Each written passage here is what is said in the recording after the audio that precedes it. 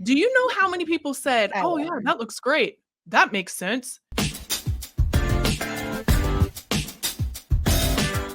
Welcome to We Need to Talk Now, presented by AT&T. I'm Alicia J, and of course, I'm here with Ashley Nicole Moss. I started my wave too early, but that's okay. I'll wave again. Okay, Hello. just wave again. At least there aren't like waves popping up because everything else pops up Yeah, because you have the magic apparently, don't which jinx I'm it. not mad about at The all. wave might start rolling now. Don't know.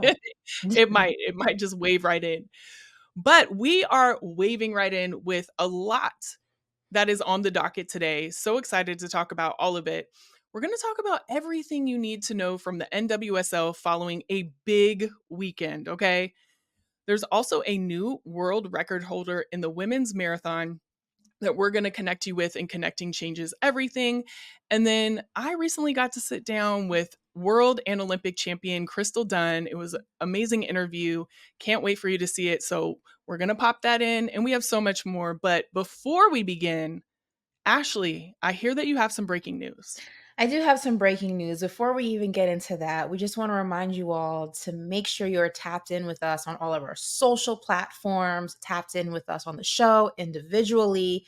Make sure you have your subscription notifications turned on for YouTube. And as always, if you are more of a podcast listener, go ahead and scan this QR code because we are on Spotify and Apple Podcasts. So there's no reason to not be tapping in with us right here on We Need to Talk Now, presented by AT&T. Okay, so breaking news. As you know, Tom Brady is a minority owner in the Las Vegas Aces. And he also is a broadcaster for Fox at the tune of 375 million, something around that, right? Just a little For bit. 10 years, just a little chunk of change. Well, he was recently recently approved to be a minority owner now of the Raiders. So he has his hands in two Las Vegas sports teams. But here's what the kicker is.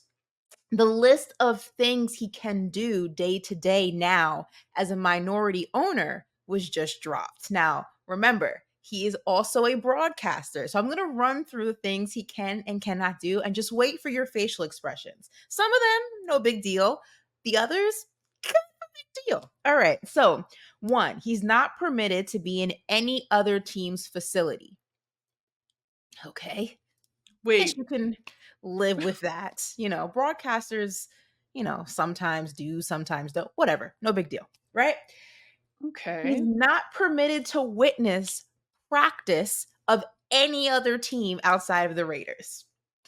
Lightweight impossible, but go Okay. ahead. Not permitted to attend broadcast production meetings either in person or virtually. So basically, he's just going to pop in, say some stuff, and pop out. Because and whatever stuff he's going to say has not been witnessed. He hasn't been able to see it in person. So I don't know how. No, did they know? Did they cross reference these lists? That's what Oh, I but it wanted. gets better. He's prohibited from publicly criticizing game officials or any other NFL club. Yeah. So basically, he's going to be able to say maybe 2 sentences every night from his house, and that's it. He's subject to the NFL's gambling policy, no big deal. Subject to the Yeah. NFL's anti-tampering policy, no big deal. Here's my thing. As a broadcaster Ain't of no way. NFL games, he's not a sideline reporter. He's not an in-studio host. He's in the booth. He's calling games. How on earth are you not supposed to be able to criticize the opposing team, either team really, because there's not a guarantee you're going to be covering a Raiders game, and as a minority owner, they probably won't have you covering Raiders games. So you're telling me you can't criticize the officials or literally anybody on the field? How does that work? So here's my question. What if he does? What happens? I don't know. That's a good question. Maybe there's a Because fine. if it is, he's just getting fined in some way, like you just said, maybe he doesn't care. All I know is $375 million to do 25% of your job as a broadcaster with all of these restrictions, it's not a bad deal. Shout out to Brady. The man just keeps No. on winning. He was like, "Y'all wanted me to do all this, but in a few weeks, I won't be able to. So the joke is on who pay Listen, me the my money joke is still." on everybody but Brady. You know what, Brady? If I run into you, I always see Brady out and about in Miami. He lives down here. I see him at restaurants. I'm gonna go shake that man's hand next time I see him at Carbone or something because he's a genius. Just want to put that out there. Yeah, But he did. He either strategically planned that or there are some people scurrying around right now because they had absolutely no idea. Either way, I'm sure he is getting paid because his handsomely. age, yeah, I'm sure he's getting paid. So, Love it. He man, likes it. I love it. I guess hats off to you, Brady, Mhm. for possibly having the best broadcasting deal that you could have Oh, because in you history, won't be for able to sure. do anything. Love it. Goodness gracious. Well, turning from something that is baffling to something that is also baffling, but for an entirely different reason. Earlier today, Breanna Stewart addressed recent homophobic death threats in an actual email that was sent to her wife, Marta. Mm. The news was first reported by the New York Post, which said that the email read, among other things, and this is just horrific, "I hope you both die." And that was just one line from the email. Sources also said that a memo from NBA security said that the email was sent from an individual that has in the past been associated with other hateful narratives, hateful speech, hateful emails. So, man, I mean, including death threats, bomb threats, and more racist rhetoric. Stewart and her wife have been reported or they've reported the threat rather to police, and the Liberty have yet to comment on this situation as of the recording right now. So, post recording, we don't know what they will have said if they do say something, but as of right now, they have not Mhm. said anything. We actually have a quote from an interview that Stewie did with ESPN's Malika Andrews, and it says that I think what we say to one another is inside of this I think what we say to one another is inside of this league is kind of like, why is this happening? Because we are the most inclusive league in all of professional sports. And I can say that with confidence, but there's no place for hate. Knowing that this is happening not only in this league, but around the world is unacceptable. And it certainly is unacceptable. I know when I saw this, first of all, I hate seeing that, and especially, in any capacity, but you have a family member that has experienced this that isn't even on the court. It's not right in any way, shape, or form. But Mhm. if I'm Stewie and I see this, I'm thinking so many things, including the safety of my family in addition to myself. And we've seen all season that there has been just hateful speech all around social and other ways and in death threats, actual death threats towards players. And there is no room for that in the league at all. And my heart just goes out to the players because they have had to deal with a lot this year. I know just as a social media manager, reading some of the comments that we get, I had to shield myself from those comments, and it wasn't even about me. So I can't even imagine being in that situation. And even like to this moment where you're having an amazing game one, the league is the best that it's ever been. People are watching it in ways that they never have before, and then to have to deal with this on top of all of that, it just really leaves a mark on the season and just in general, just in humanity. It's like, what are we doing here? And I hate to see it on every level. Yeah, I mean, sharing all those sentiments, and the unfortunate reality is that, this is the reality of a lot of same-sex couples, and I don't think that this is something new for Breanna Stewart, and that's the unfortunate truth. I'm sure she has been, and her wife has been, and all same-sex couples, whether, publicly known or not, have experienced some sort of homophobic, racist, a combination of the two, just rhetoric thrown their way just because people unfortunately are very close-minded and they're not able to see people live lives that are different from their own. And you would hope that as we progress as a country and as the years progress, that people's mindsets would. And I think that instances like this just remind you that not everybody's on that same wavelength. And it's an unfortunate reality just of the country, the world that we live in, that people still just can't accept that everyone is different and there's different walks of life and there's different couples and there's different families. And I'm somebody who believes that, love is just so hard to come by. True love is so hard to come by that to me, it never mattered and it will never matter what that package is.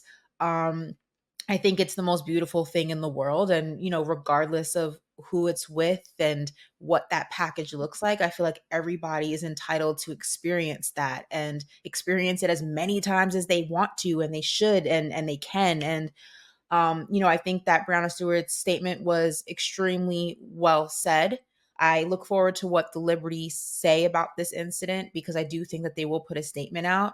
And I'm very sorry that this happened to her wife and her family.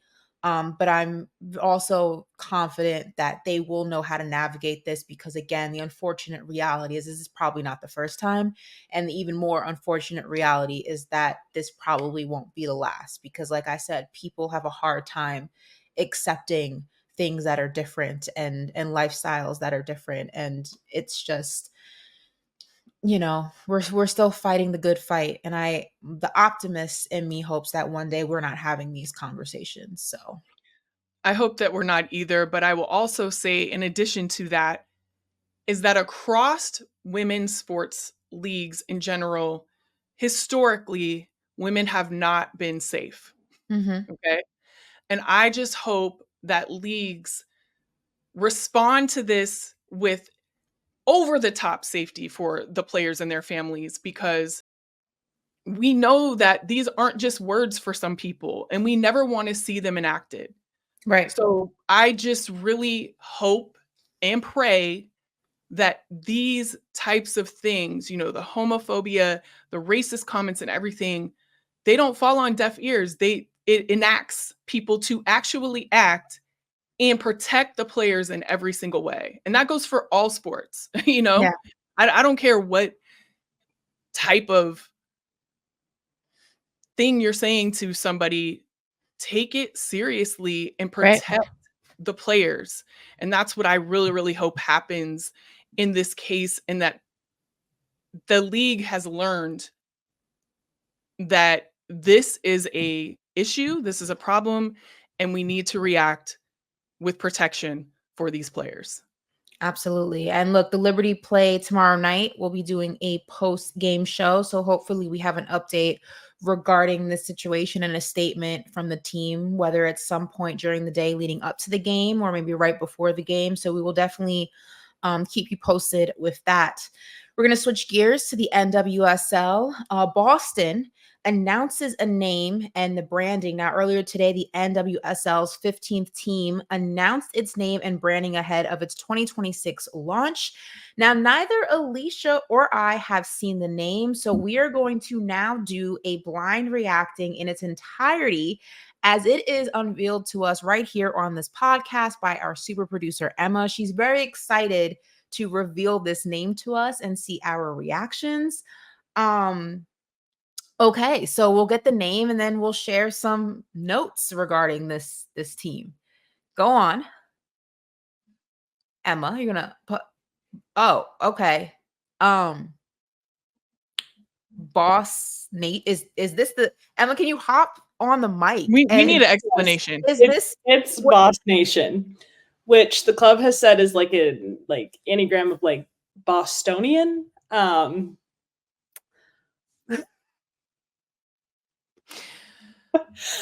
Yeah. I oh, I thought this was like a ticket. But okay. While we digest this, I'm gonna read some notes.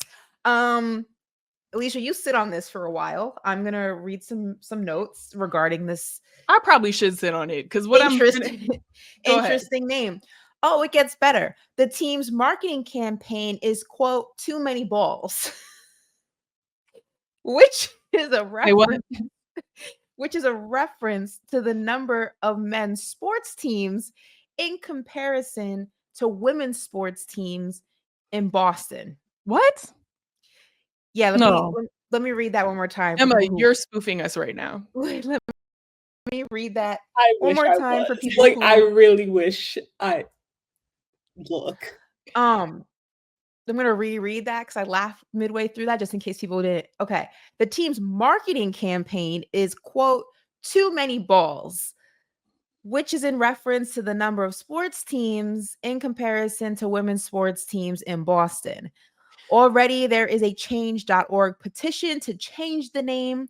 They ignored PWHL's Boston team and other pro women's sports team in the Boston video and in Boston in the video announcing this. So that's also a strike. Also, ball jokes in a league that has a history with sexual misconduct may not have been the best idea. And they've already declared their rivals to be Gotham and Angel City, which I need to remind everybody listening, you don't get to decide rivalries. They Right. kind of just naturally unfold. Okay, so from too many balls all the way down to making sure you're handpicking your rivals, Alicia, the floor is yours. This is what I don't understand about this. And I never have, and I never will. Do you know how many people had to approve this before it came to us? Do you know how many people said, "Oh, yeah, that looks great. That makes sense. Even though we've had this in the past, we're still going to put this out, even though it directly it is a problem with what has happened in Lord. I do not get it. We are in 2024. 2024. And this made it to all of us. Like we all see it. They are excited about it. They're talking about it like it's the best thing we've ever seen before. And I know there was someone in that organization that said, "Y'all, I don't know if we should do this for X, Y, and Z," and they were ignored. So my heart goes out to you. Yeah. Because you know there was. I'm But with goodness you. gracious. I'm with you on this went through a lot of hands and it slipped through every single one of them. So And also, how you gonna pick your own rivals? right. Exactly. That's another thing. Because we ain't thinking about you in Gotham. Just want to put that out there. But It's just I don't understand. good luck. No, I'm about to. Can we get Good luck on with the balls, Boston. Yeah, can we take a break to sign the petition? Or is that too much? Good luck with the balls, Boston. Good luck with that. Goodness gracious. And now I sound like my mom. I brought out one of my mom's terms. Goodness gracious. That's how bad it was. I brought out the goodness gracious. Yeah. I love you, Mom. And to Emma's point, soccer is played with one ball, not multiple. So wouldn't it be, is it this the slogan doesn't even make sense. None of it makes but sense. I digress. They need a time machine so they can go back before today and erase all of this. That's all I have to say. It's wild. Yeah, but wild. Oh boy. Oh boy. Well, listen, we're going to try and recoup the show after that. But let's go from some mayhem and foolishness to a big weekend that we can talk about in the NWSL. Kansas City's Temwa Chawinga broke the single season scoring record, and Orlando's unbeaten streak was brought to an end by Portland. Shout out to Portland. That's where I'm from. It's so we're gonna just break this down in 2-minute drills, Ashley, because so many things have happened. So we're gonna break down some of the biggest storylines in the league and talk about it for 2 minutes. So let's talk about Temwa Chawinga. Listen, this marks her 19th goal of the year in 24 games in the team's win over Bay FC, breaks Sam Kerr's record set with the Chicago Red Stars in 2019, and that took 21 matches. And this is just Chawinga's first season in the league. So what do you make of Temwa breaking this record? I mean, simple. First year in the league and you breaking records, like that's enough said. I think that's a flex. I think that she should get that on a t-shirt, some mugs, some merch, start selling it because if I was out here breaking records my first year in the league, and this is across any sport, you wouldn't be able to tell me nothing. I might just get a tiara made and just walk around the grocery store like that. And when people ask me why, I'm going to tell you why. So I love it. I think that also puts an exciting challenge on any particular player who does that. Like, how am I going to top that next year? And then the year after that and the year after that. But it's a flex for sure. And I absolutely love it. It's a difficult league. And to be able to just etch your name in any record book throughout this league is a flex. And to be able to do that in your first year, claps all the way around. That's all I got to say. 1000%. I couldn't agree more. Listen, wear the tiara all day, Wear every it. day. Yeah, You can I do wear it whatever you anyway. want if you break in It's imaginary. if you break in those records coming in for your first year, you can do what you want to do. Do what you want to do. I'm here for it. All right, so the Orlando Pride's unbeaten streak, it's come to an end. Portland Thorns ended Orlando's unbeaten run with a 2-0 win. Morgan Weaver said, quote, "This is why we're Portland. Nothing to worry about in Orlando, though. Still the longest unbeaten streak in league history at 23 games. So that's nothing to go ahead and just, dust your shoulder off about. Also, they have the most shutouts this season, 13. The team didn't start their best players in Barbara Bandon, Marta, Emily Sams, Ariana, all subbed in on 63rd to try and salvage the streak, but it just was not enough. Even though the streak has ended, though, Alicia, I mean, what do you think that this has done overall to change people's perception about the Orlando Pride? Because if you remember, they once were the joke of the NWSL. They were one of the worst teams in the league consistently since 2017, and they have gone through 6 head coach changes since joining the league in 2016 as an expansion team. And it's really not a place that people ever really wanted to play. And Seb Hines said that even as early as this year. So, I mean, overall, a win is a win for Orlando.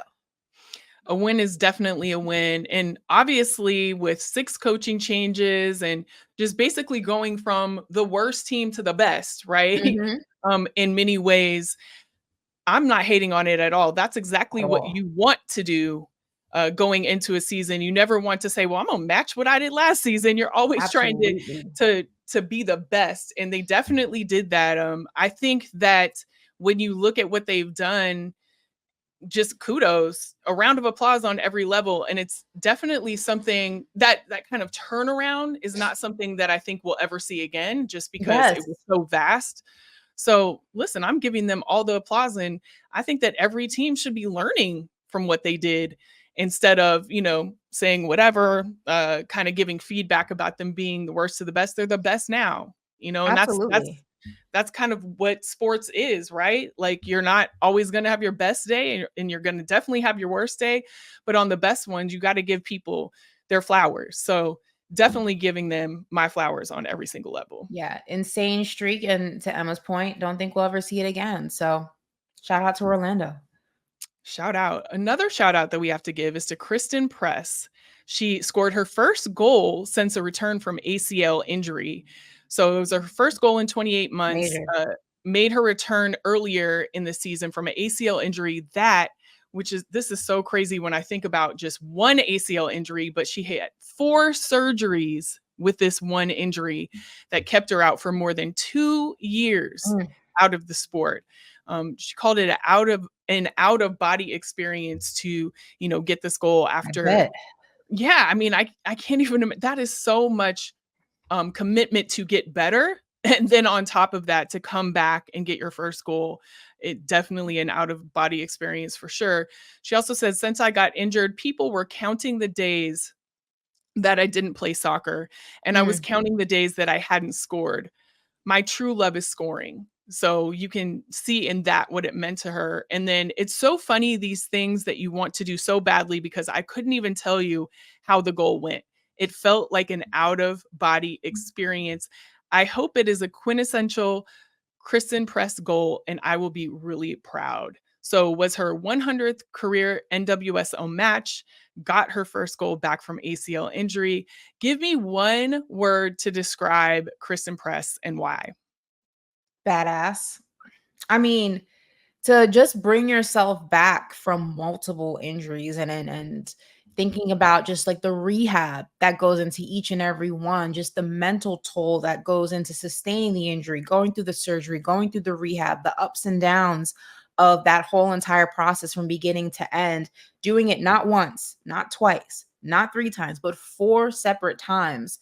Just the toll that must take on you spiritually, emotionally, mentally, physically, and also knowing that there's so many people counting you out and still, um, you know, persevering through that and coming through the other side. I completely understand how that would must have been an out of body experience, because it's just like, as positive as you are sometimes, you're human and you can't help but allow those voices to kind of infiltrate all the positive thoughts and all the the negativity that you may come across on social media or when you turn the TV on, and you start to wonder, is this it for me? Like, will I ever bounce back? So having that moment just kind of solidified just this ultimate journey and the trials and the tribulations, the peaks and the valleys for her. And I completely understand why that would be so emotional and just so far removed from your physical being and just take you to different heights. I get it. And she's a badass for sure.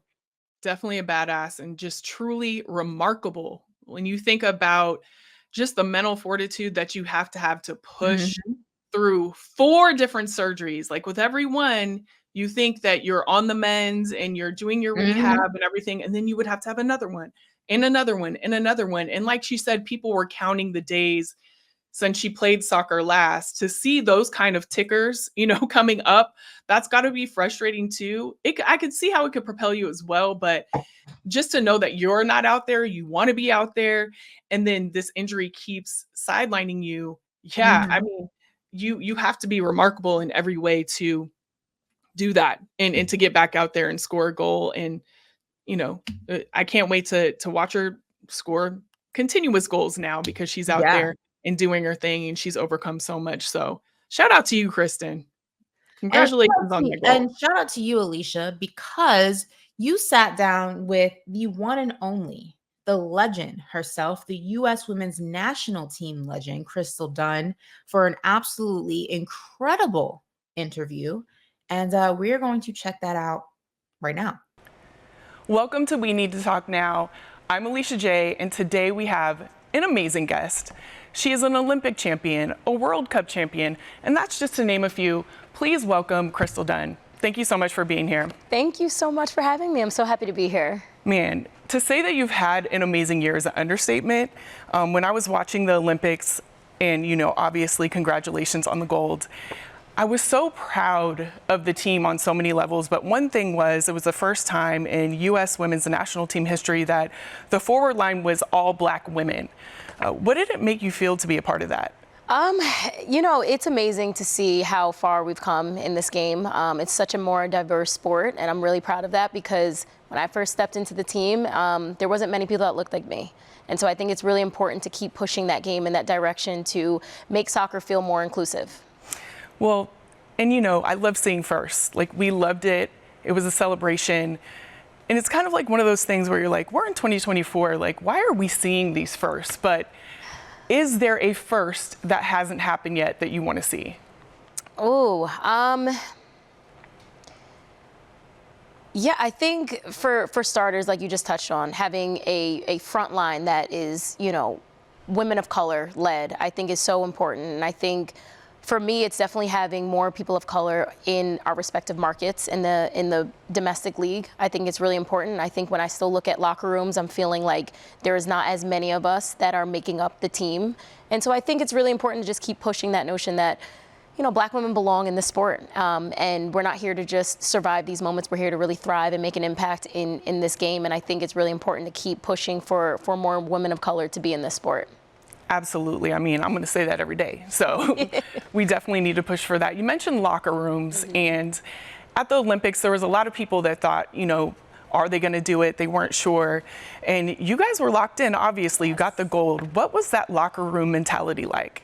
I mean, it's so simple, but it really was such a unified locker room. We had a common goal of not trying to go out there and prove anything, but just showing up for each other. And I think that's really important. As a member of the U.S. Women's National Team, we are always having a target on our back. Everyone's watching. Are we going to do it? Are we going to win? Are we ever going to be good the way we were before historically? And I think for us, we didn't really look at that. We looked at each other. We stayed committed to the process and committed to the journey. And I think that's really what allowed us to be in that moment receiving a gold medal at the end of the tournament is feeling like we just stayed committed to the journey. Well, you definitely stay committed. You were all about business, but you were about some fun too, because you guys had a song that was like the anthem, Strut by the Cheetah Girls. Yes! How did you even pick that song to kind of be your anthem? How did that come about? Okay, it's a funny story because we had a team trip before the Olympics began. We went into New York City. We had 2 vans, and the van that I was in, we were just playing, you know, I'm the DJ. So I'm like, let's play some music. And I was like, do any of you guys remember the Cheetah Girls? And people were like, yeah. And so I was like, okay, let's see if you guys remember this song. And so I put on Strut. And everyone was like just having the time of their life. And I was like, this is so funny because Cheetah Girls is like my generation. And my teammates sometimes are a bit young, so I never know what they're listening to, what shows they grew up with. And I think it was just such a moment of realization that, no, we all actually have this shared experience of watching the Cheetah Girls. And so that song just became our anthem because I think it brought back so many memories of just us as kids and just this collective group coming together and just being able to share in that moment. And honestly, that song got us so pumped before every single game. It was incredible.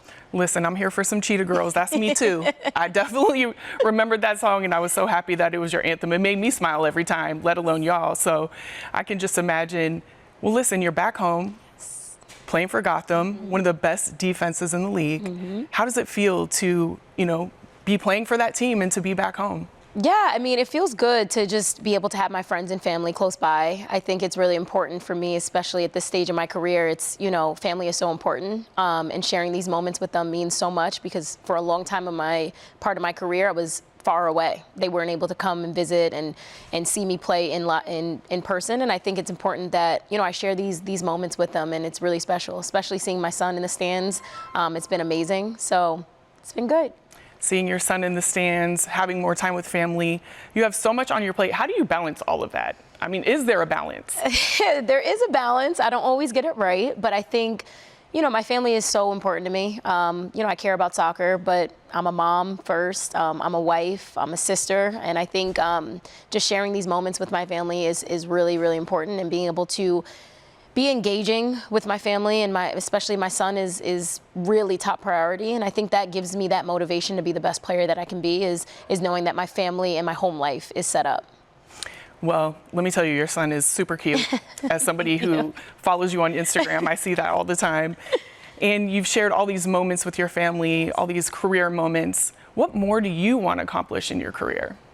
Oh man, I think I look back on my career and I've been very fortunate to be as successful as I have been, and there's not much more that I feel like I need to feel, like I need to chase something more. I think for me it's just the joy that I feel every day. I want to continue waking up and enjoying playing the sport that I love. I want to be, the best teammate that I can possibly be, and I think sometimes you don't always get everything on every day, but I think what I'm chasing is really that joy that I feel every single moment that I'm on the field. That's something that we all should be chasing, right? Every day in our lives, joy for sure.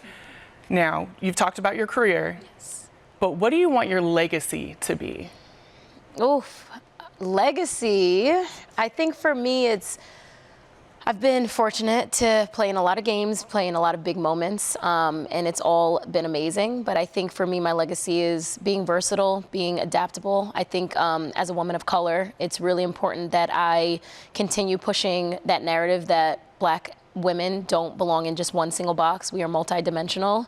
And so I think for me, there's been a lot of stereotypes placed on Black athletes. And I think for me, throughout my career, I've been able to help break down those stereotypes and say, listen, I can play anywhere. I can solve problems on the field, not just with my athletic ability, but my ability to solve problems cognitively. And so I think, I'm really proud of my versatility because I think it just proves that, I belong anywhere on the pitch.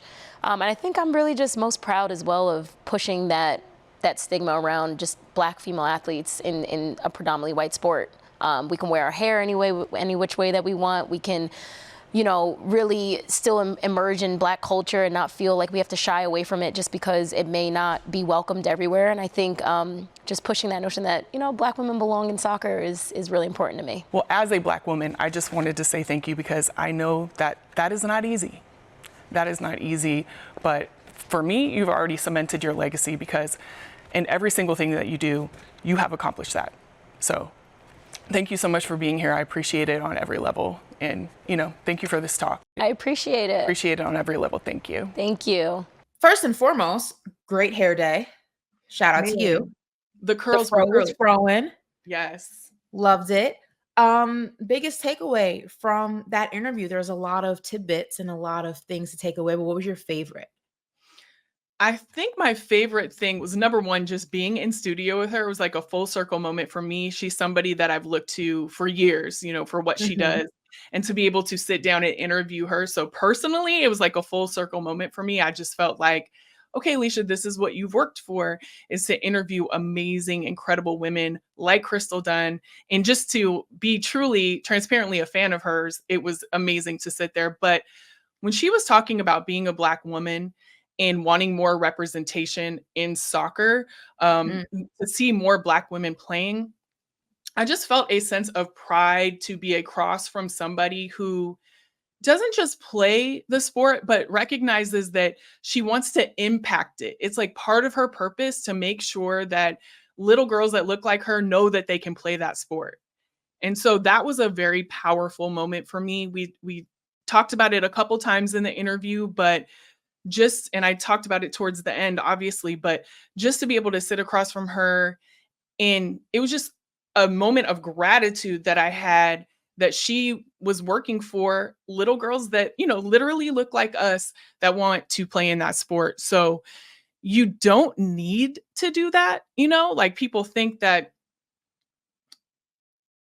it's implicit that athletes will just be representation. You don't necessarily need to. You can choose to step out of that conversation, and she is putting herself in the forefront and making sure that the representation is happening. So, man, that moment was great for me. It was definitely one of those moments where I know that's kind of what we do, is to point out that somebody like Crystal Dunn is doing that in the sport of soccer. And just to sit across from somebody who is doing it, it was definitely a moment of gratitude for me. Well, I love that. I love that for you. I love the conversation. And if you also just want to check out the conversation in its own right, head over to our YouTube channel. It will be up there for your viewing. But also listen to it in the pod so you can hear our reaction to it as well. Just listen to it twice. It's no big deal. It's good stuff. Yeah, really good stuff.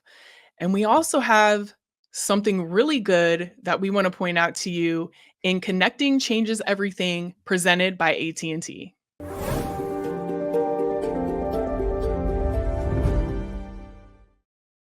So we talk about trailblazers a lot on this show, Ashley, and somebody who is literally blazing a trail is Kenya's Ruth Chepngetich. So Ruth was not playing in the Chicago Marathon. He smashed the marathon world record at the Chicago Marathon by almost 2 minutes. She ran a time of 2 hours, 9 minutes, and 56 seconds, breaking the previous world record of 2 hours, 11 minutes, and 53 seconds, which is crazy to me. Wow. Crazy. Marks a 4-minute 22, second best time. And the first woman to break the 2:11 and 2:10 barriers in the marathon. Only 10 competitors in the men's race beat her time. And this stat was also crazy to me. According to World Athletics scoring tables designed to benchmark performances across disciplines between genders, her performance was ranked equivalent to a 1 hour, 59 minutes, and 37 seconds men's marathon, which is faster than the men's world record. Wow. I mean, completely smashed it. And then all of this she dedicated to her fellow Kenyan marathon runner, Kelvin Kiptum, who unfortunately, he was a record holder, who unfortunately died in a car crash earlier this Oh, year. So she dedicated this amazing, phenomenal, historical run to him. wow. Beautiful, first of all. Incredible, second of all. Marathons are hard. Like, I once tried not even to run it, but just to see if I could like train for it. Um, just like to test myself. And I wasn't a cross country kind of girl. I was more of like a sprinter. I could do like good, the 200, the 400, but it's hard. Like the toll on your body. I have several friends who run marathons. The conditioning for it, it is extremely difficult. I am in awe of people who not only run them, whether or not they're the top dog in it or they just finishing it alone is just an accomplishment. Because when I tell you I would have been out after that first benchmark, if I even got to it, I'd have been like, you ever see, I don't know if it was, I think it was an episode of Seinfeld once where like, I think someone was running the marathon and they were like, yeah, never mind. Like that would be me. I would like tear off and like go get a burger or something because it's hard. So to be able to do that and break records, I bow down because when I tell you that couldn't be me, girl, it couldn't be me. I'm like, I'm out. Ashley, as someone who goes to a run club and walks in the run club, okay? Why are you going to a They- run club? No, because they have a walking part too. So just Oh, in case anybody, maybe it's just my run club that I go to, but got it. I go to a run club to walk. Yes, I do. I will admit it. And it's fine. Are you power walking at least? Like, Yeah, I'm actually getting, the hips in for the power got it. walk, A little stride. you You know. did say if they did Olympic power walking, that would be your sport. Listen now. And I wasn't lying because I'm walking in the run club, so I wasn't lying. Got it. But as someone who does that, when I see someone accomplish this feat in a marathon, I am awestruck Oh, because, for like sure. you said, there is no way. And I'm also always intrigued that at the end of the marathon, they go over and do interviews like it's nothing. I would be falling Passed out on out. the ground, passed out, especially if I'm breaking the record by almost 2 minutes. I'm definitely on the ground. You won't have to worry about me. And when I get home for a week, I will be on the couch. I will not be able to walk. I won't Mm. there just wouldn't be any activities, especially not even an interview. So I would amazing on be every level. like Paul Pierce in the wheelchair when he said he didn't poop his pants, but he did. Totally. And that would be me. Like for the remainder of the month, you just have to push me around. I'm not using my legs. Don't ask me to get anything. Like Mhm. I couldn't. Like I couldn't do it. Emma, our Chicago girl, how big of a deal is this Chicago marathon? Like, what's the route look like for people who want to kind of visualize it? I mean, this is an incredible, incredible accomplishment. So it goes all throughout the city. And I was telling you guys before this, I had a lot of people on my feed that were running that marathon, former teammates and everything. So Where were you, it's a Emma? big deal. I was at home because I don't run like that. There's a reason I swam, y'all. Like, no. But shout out to all my teammates that did do it. But Good yeah, for y'all. yeah, exactly. No, exactly. I think it changes every year, but usually they go throughout Chicago, which it's not like a big city, but it's a wonderful city to get to run through. And then I Can think you they even also, enjoy the city though? Because I can't. I don't know. If I I'm running all saw that way, I don't even know what's happening around me. there was a TikTok that popped up where I saw there was this dog giving out free loves. So like people would stop and like love on this dog Oh, and then it would keep them going. I don't think Ruth was probably loving on this dog because she had to break 2 hours and 10 minutes and become the first woman to do so, which is I would have just kept outstanding. hanging out with a dog if I saw it. I'd be like, I yeah, was I'm gonna just have about a to dog. say, You see me Not cool. with I probably take someone else's sign and pretend like I was helping everybody, get I'd be it and just be running. with the dog and I'd be running and I'd be like, Alicia, like, yeah, I'm out. I'm like, okay. I tried, y'all. exactly. Moving on.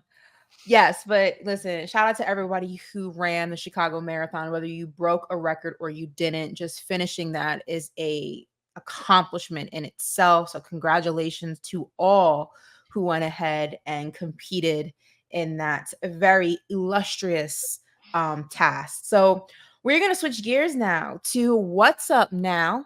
And we're also going to introduce a fun segment that we're going to do now that the WNBA season is winding down. It's not quite over yet. My Liberty still got to bring it home. Come on, girls. Me and Alicia are obviously beefing because she's going for the Lynx. But I have faith in my girls. We're going to get it done. We're going to bring a chip to the city. Ashley has made up this beef in her head because I am not beefing. You did pick the Lynx, though. Yeah, but that doesn't mean I'm beefing with you. You beefing if you're not on the side of the Liberty. So it's Here beef. you go, New York. Here you go. If you're not with us, you against us. What you mean? Anyway, and the NWSL is about to hit its postseason. College basketball, though, is on deck. We are very, very excited about that. So there's going to be plenty to talk about in the coming weeks. But this week, we wanted to introduce a new segment to you guys called Candid Conversations, where we will talk about anything and everything from relationships. We did a little bit of that in our interview today. You're going to have to wait and see what we are talking about, to advice, to our personal experiences, cool things we did, things that we didn't like, everything in between. Alicia, what are you excited about discussing potentially? We got a lot. There's a lot of stuff that happens off air. There is. And there's a lot of stuff that happens like before we're even recording that could make phenomenal candid conversations, honestly. Yeah, we should just record from the time we get on because I feel like we'd have like another pod that we could just put out. Right. But what I personally today that is on deck for me is I'm starting to get back into the dating apps. And they are not my favorite. They are not my favorite. I dip in and out. I'll start one, and then the moment I get some crazy response or just keep seeing the same people that I don't want, I will exit to the left. Yeah. And so, Ashley, how do you feel about these dating apps? Are you on them? Do you want to be?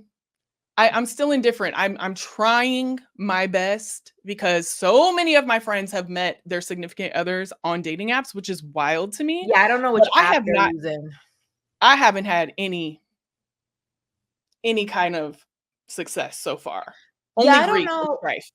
I don't personally know which app they're using. And we'll do a whole show on this, but just to give you guys a little teaser, I lie. I was on Raya for a little bit and I hated it, and it's expensive. It's like $25 a month.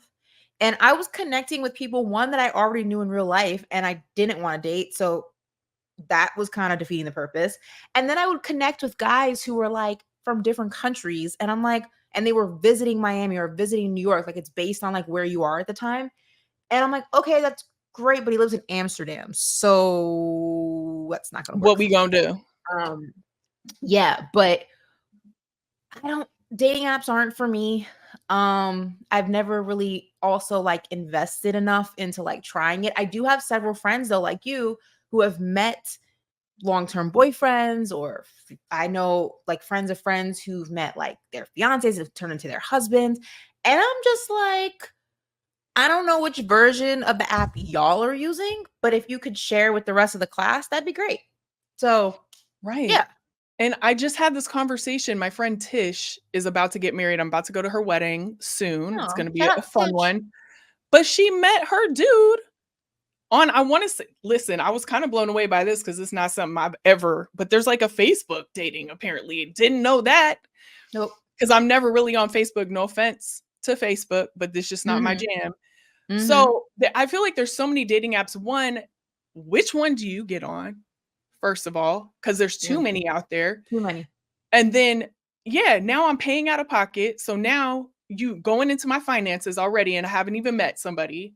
And then 3, it's the selection for me. Because my whole thing is, if this is what I have on a dating app and it's supposed to be the place to be, I might just want to stay at the house. I'm gonna stay at the crib. Listen, I'm doing I'm doing bad all by myself. This is Listen, how I feel.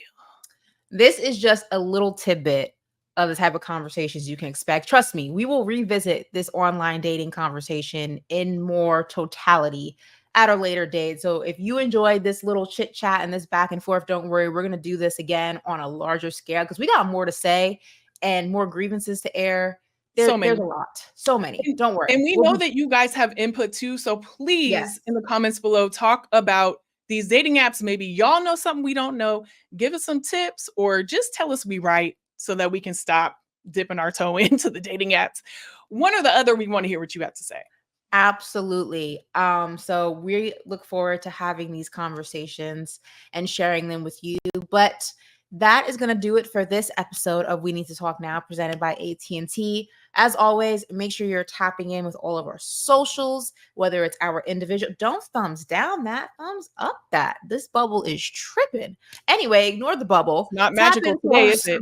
I know. Tap into our socials. We have the We Need to Talk socials, our individuals. Make sure you have those notifications and subscriptions turned on when it comes to YouTube. And scan the QR code that you see at the end of the show to follow us and listen to us wherever you get your podcast. That includes Spotify and Apple. And we'll be back tomorrow post-game. Hopefully we're talking about a Liberty win. We'll see you then. Bye. Or the links. See you tomorrow.